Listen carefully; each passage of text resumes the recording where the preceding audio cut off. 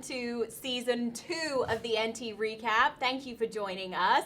We have an exciting season ahead for us, and let's start with what we're going to talk about. Cheap flights.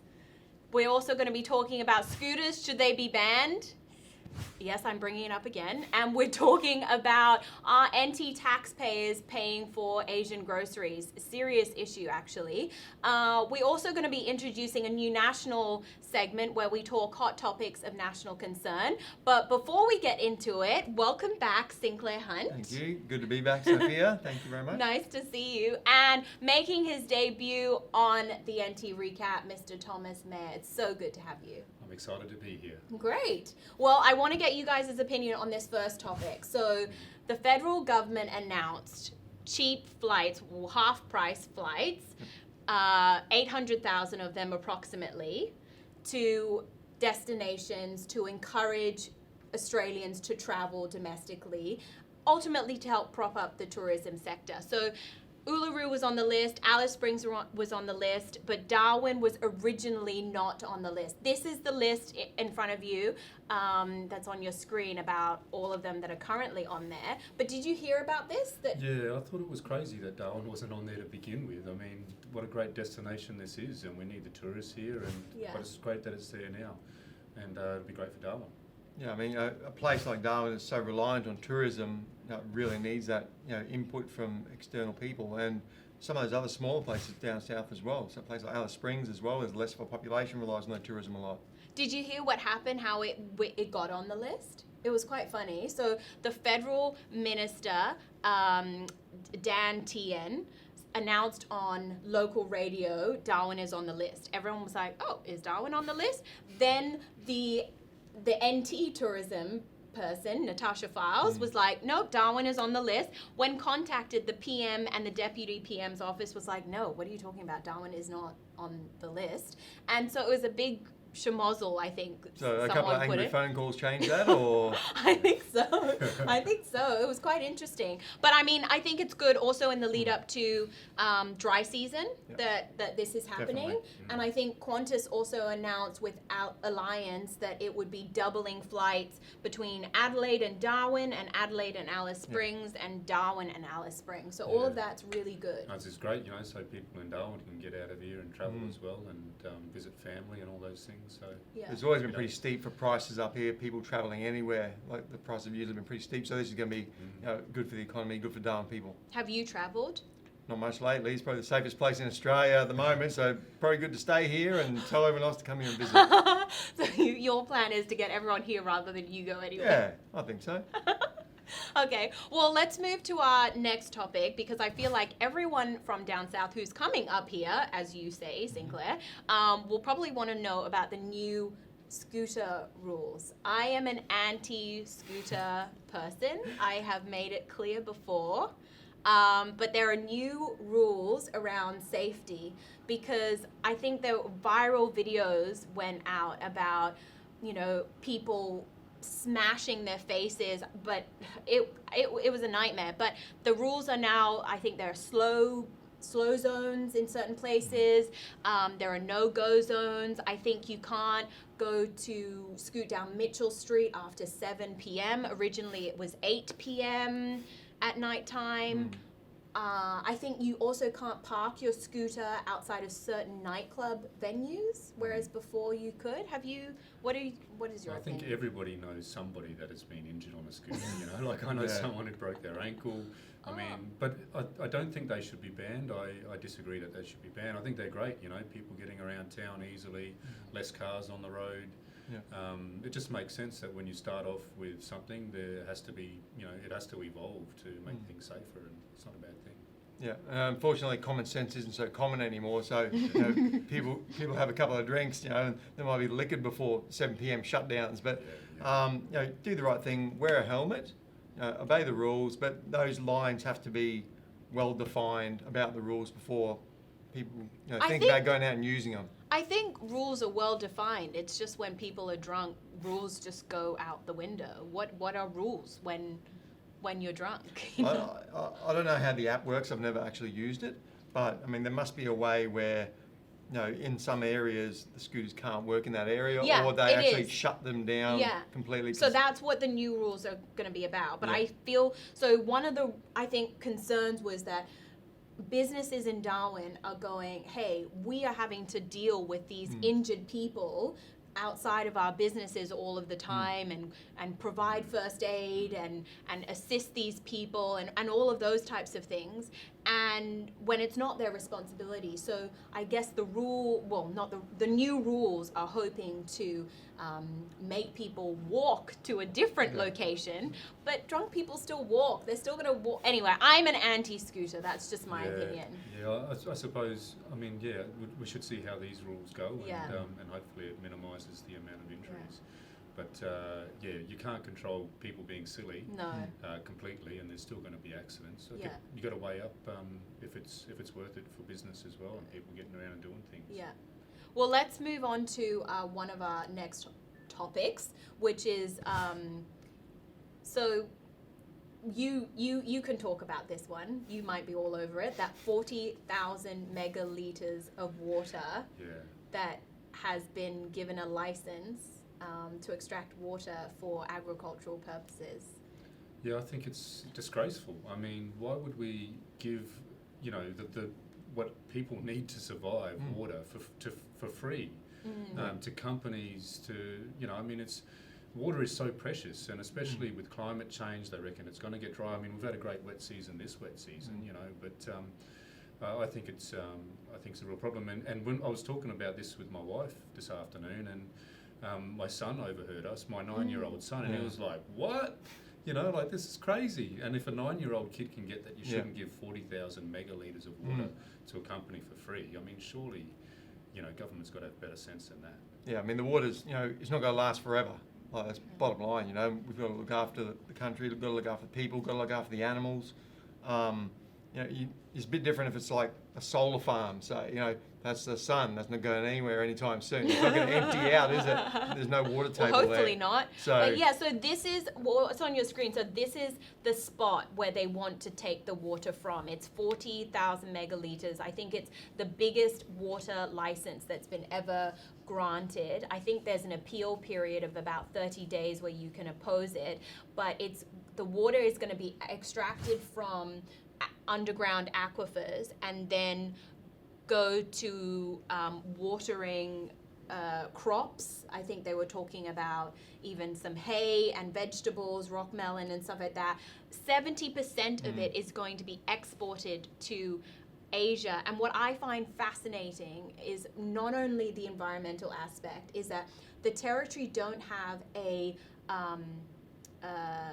scheme where you have to pay for the water, like you were saying. So if this was the Murray River, New South Wales might be charging them $20 million to be using that water, whereas up here they get it for free. And if there is a problem, who has to foot the bill?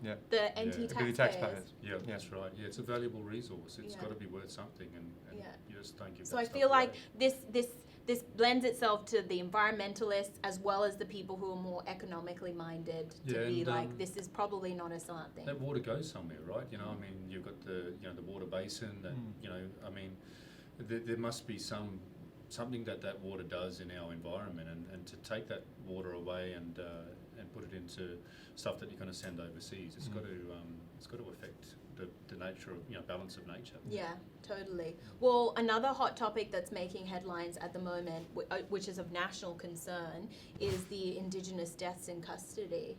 Yeah, it's been 30 years now since the Royal Commission into Aboriginal deaths in custody, and since that there's been almost 500 more deaths. Aboriginal people make up more than a quarter of the percentage of people that are in custody. And yet we're only 3% of the population. We've had, in the last, in about a fortnight, there were just in a fortnight, there were 5 deaths in custody. I thought that was a month. Was it a fortnight? Yeah, well, around a fortnight, just over a fortnight. So, I mean, if people think that is a normal thing, then you must have some racism about you, because, unless you believe that Indigenous people are more inclined to commit crime, then there's something wrong. And it's something that, I've been an advocate for the Uluru Statement from the Heart, and it seeks to address this issue and many other issues by ensuring that First Nations people have a guaranteed right, a constitutional right, to have a say about the decisions that are made about them in communities. And a lot of Australians are unaware that Section 5126 in the Constitution is a race power. And so we need an enhanced voice in democracy to be able to say how that race power is used. Yeah. Well, I hear you, and I think I heard that less than 2/3 of the recommendations that came out of that 1991 Royal Commission have been implemented. So Yeah. it's not good enough. I don't know how to move on from that topic. All I can say is we have a new segment on the show where Matt and Damo will be hitting up the NT, and they are on beautiful Indigenous land that we're able to be on. So let's see what they checked out this week.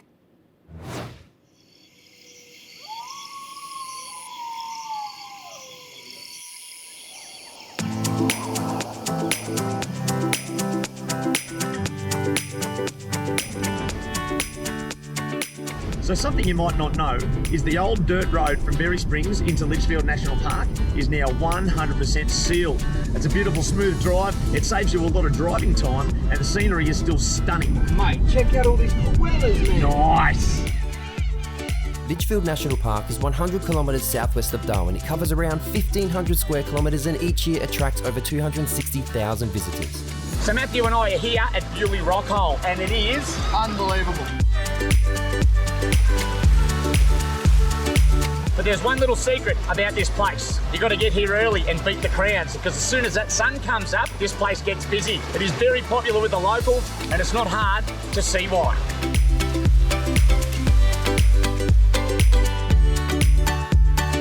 We're bailing. Where are we going now, Matthew? We're going to Wongai Falls. We're not allowed to swim there at the moment. There's a hell of a lot of water flow there, but it's beautiful for a nice walk.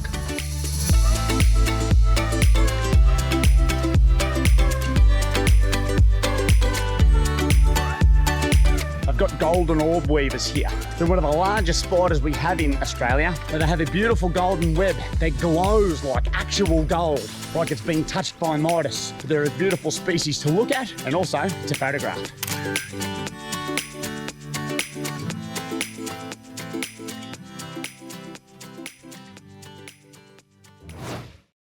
Gosh, guys, wow. Nice to see you G'day, in how are ya? Darwin. Nice. Yeah, we're in Darwin at the moment. Yeah. Sorry, there's a bit of a delay there, but yeah, we're in Darwin. Yeah. No, but we just saw what you guys were up to. I mean, so spectacular. I think it's a great way to showcase that it's the dry season and people, soon is the dry season and people will be able to go to Litchfield and be reminded about how special it is. Well, look, I mean, as a Territorian, there's no better place to be during the dry season. You've got multiple things that open up in the dry season. You've got four-wheel drive tracks, you've got swimming holes. It's endless. I mean, what do you reckon, Damo? Everything's still pretty wet, but it's dry enough to get into, so that's what we like. And those spiders, do you like spiders? There's nothing wrong with those spiders. Don't you like spiders, mate? No, they're in their natural I like habitat. it, That's where they're they belong. good. You got to It's fair as the appreciate it. conservation. You got to appreciate it. Honestly, those spiders are very inoffensive. I've picked them up on numerous occasions. They're very reluctant to bite. You pretty much have to poke them in the face, pretty much like Matthew. Yeah, I wouldn't say that. I'm not afraid of them though. I think they're beautiful creatures, and so much to see in the Yeah, we would agree. Seeing all the swimming and all those spots, brings back great memories. Such a great place. People should visit it. Yeah. How fast do crocodiles go? On land or in the water, mate? Be On specific. land. On land, for a saltwater crocodile, you've got a top speed of about 14 kilometres an hour. That's downhill with a tailwind. So you can run faster, mate. Trust me. If you've got a crocodile chasing you on land, you're going to outrun Usain Bolt. You'll do laps around him. Okay. Well, you also go faster than on a scooter because I think it's 10 kilometres an hour now, according to the new Yeah, if you're on an rules. e-scooter, the crocodile will catch you, okay? So if you've got an e-scooter down at Corbury Billabong and a crocodile's chasing you, park it where it is, nice and neatly, put the helmet back and run. Okay. Well, thanks so much for showing that to us. We're looking forward to what you guys hit up next week. Oh, we've got big things coming. We're very excited. Be good. You. Bye, guys. But yeah. So with that in mind, Sinclair, tell us what is happening in the NT. Well, there's a lot more stuff coming up now, guys, because the dry season, as you said, is coming up. So there's a lot of stuff happening both in Alice Springs, Catherine, and Darwin, the surrounding areas. So at the moment, or soon, the Pajama, the Festival of Light, will be on in Alice Springs at the Desert Park from the 9th until the 18th. Yeah. It's free to go to. There was a sellout dinner there, but as I said, it's already sold out. I think Electric Fields were there last night performing, and I love Electric Fields. Yeah, That would have been special. Yeah. So get the family down there, guys, if you're in the area. The Dark Skies Festival at the Earth Sanctuary down in Alice as well. Do you know about this? No, not that one, but I've been to parts of You've done it, you said. Yeah, I've been. You pretty much stand in the middle of nowhere and see all of these stars. It's spectacular. I think that because there's no lights around, you can really see everything. It was beautiful. And soak it up, nice. In Catherine, there's a couple of gigs on there for mostly the kids, which is good because the parents will appreciate that. Keep them busy. The YMCA is putting on an action break program for the younger kids, 5 to 12 years old. So they'll do games, sports, group activities, team building, things like that. So that's running for a week. The youth holiday program for the older kids is on as well down there. So keep them busy, get them out of the house so you can enjoy the quiet time. But Darwin, the surrounding areas as well, there's a lot happening. Lots of kid stuff. And the water park opened today, I think. Which one park? Which one? The Leanya one. It didn't open today, but I think it had renovations, so it's got some new water slides. It's a great spot down there, free to get into, and I think water slides open at 11 a.m. So great fun. Also, guys, there's a couple things coming up at Brownsmart. There's the Oyster Boy, which is a dark comedic stage show. That's on the 15th to the 17th of April. There's also a kids fishing afternoon at the Gun Lakes at Palmerston. Palmerston Game Fishing Club is running that. It's great down there. They stack it every couple of years with barra fingerlings, and they do take the bait down there. Well, not the bait, but the lures. So get the kids down there, guys. There's also a farewell to the wet dinner. Our own Amy Hetherington will be hosting that. It's $99 at the Hilton. And also the NT Travelling Film Festival is on at the Deck Chair Cinema. That one of the films is actually about the Wave Hill Walk-Off. Oh, yeah. No, I've got a great connection with the Wave Hill Walk-Off, as in the Maritime Union of Australia, who I work for, did a lot to support the struggle, and I go there every year. It's a bit of a pilgrimage I make to the Freedom Day Festival, so that's late August. Keep your eye out for that. Go to the Gurindji Court website to learn more about it. Oh wow. Well, one of the films is about that because the Travelling Film Festival is like short films. So I definitely want to go check it out because I don't know very much about it. So it's a celebration of the walk-off, the anniversary, late August. Oh, awesome. Well, one of the other things that is happening is on the 23rd of April, there is a game at TIO Stadium with the rugby league versus Parramatta Eels. And I believe we have two of the players with us today. We have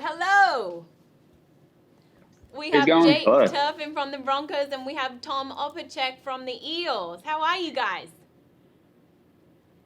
Really good, thank you. Good, cheers. Thanks for joining us. I don't know if you know, but you're going to be performing to a sellout crowd. Did you know that?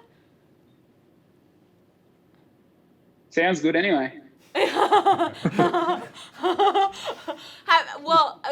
Well, you guys are obviously, we're talking to you from the NT. Do you guys have any connections with the NT by any chance?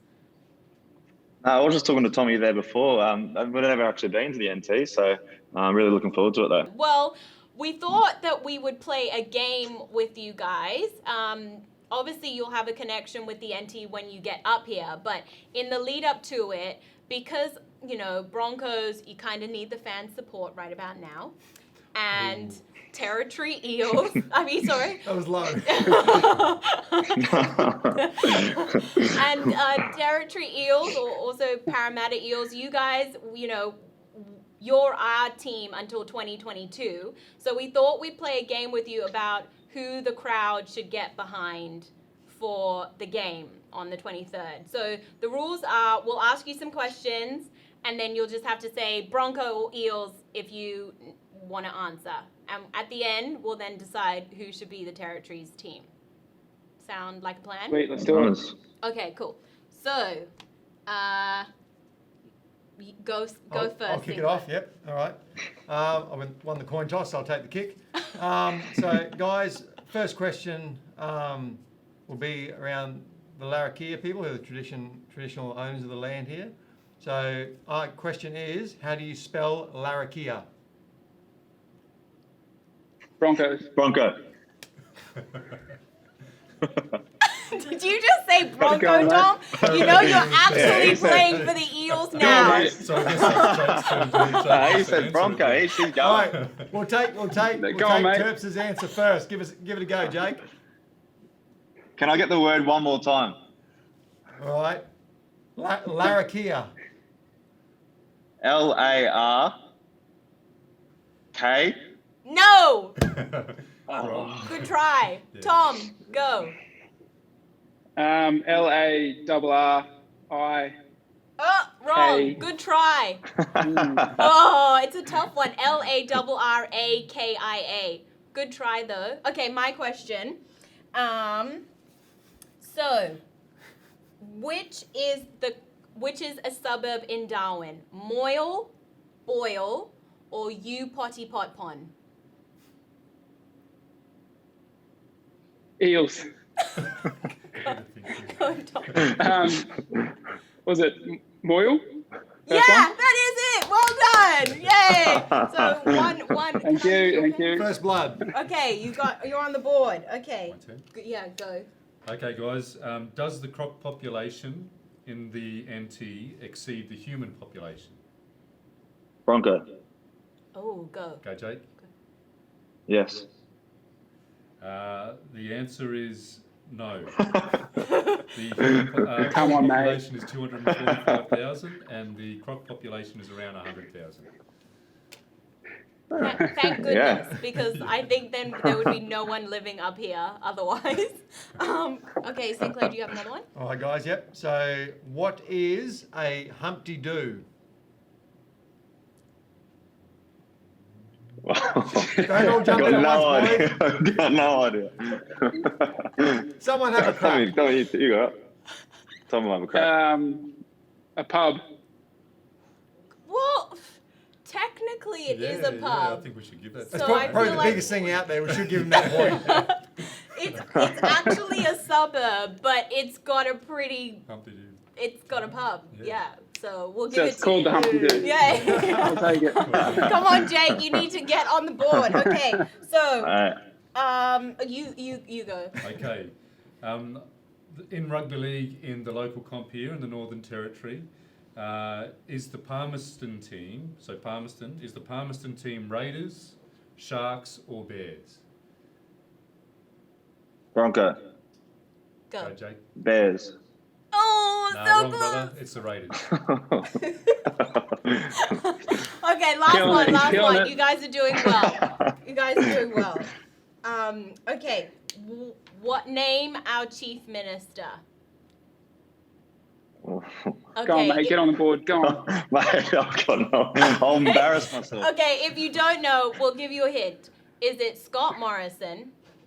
Is it Wayne Bennett? Or is it Michael Gunner? Go on. Michael mate. Gunner. Bronco, Michael Gunner. Well done. Well, it seems as though the Territory Eels are still the Territories team up here. Sorry, Jake. Contractually and also by virtue of this game, we are obliged to cheer the Territory Eels on. But we're both really looking forward to seeing you up here playing and enjoy the NT when you get up here. And thanks so much for being on the show. Thank you, guys. No dramas. Thanks for having Cheers. us. Thanks for having us. Thanks, guys. Bye. Oh, well, that was fun. Yeah, that was So awesome. now we know that the Territory Eels is actually the team we are to support. Although I think most Territorians go for Queensland. So Queensland Club. Yeah, maybe. Anyway, thanks so much for joining us today on the NT Recap. We'll see you next week.